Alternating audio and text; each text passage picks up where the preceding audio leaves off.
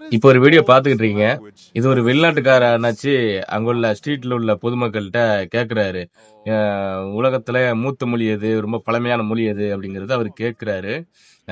நம்மளுடைய பிள்ளைங்கள்ட்ட கண்டிப்பா நம்ம சொல்லி வளர்க்கணும். ஆ சில பேருக்கு கண்டிப்பா தெரியாம இருக்கும். பல பேருக்கு தெரிஞ்சிருக்கலாம். அதாவது நம்முடைய தாய்மொழி தமிழ் அப்படிங்கிறது மட்டும் தான் தெரியும். ஆனா உலகத்திலேயே பழமையான மொழி அப்படிங்கிறது எது? அப்படிங்கிறது தெரிய வாய்ப்பு இல்ல. ஏன்னா, இன்னைக்கு உள்ள பிள்ளைகள்ட்ட நம்ம சொல்றது கிடையாது. ஏன்னு கேட்டீங்கன்னா, நம்ம 3வது மொழி தேவை அப்படின்னு சொல்லிட்டு அந்த மொழிக்கு போயிட்டு இருக்கோம். ஆனா, இங்க வெளிநாட்டுக்கார அண்ணாச்சி அவரு பாருங்க, அவரு அங்க உள்ள ஒரு பொதுமக்கள்ட்ட கேட்கிறாரு.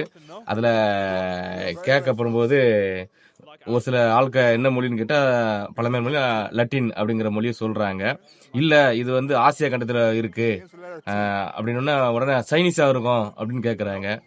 இன்னொருத்தரு இல்ல இல்ல இந்தியா அப்படிங்கிற மாரி சொல்றாங்க. அது இந்தியாவா? இல்ல ஸ்ரீலங்காவா? அப்படிங்கிற ஒரு கொஸ்டின் எழுப்புறாங்க. இது அப்புறம் இந்து அப்படிங்கிற மாரி சொல்றாங்க.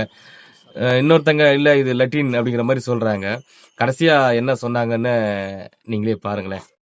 I don't know. It begins with the letter T. T. Tamil. Correct. Correct. Correct. That's it.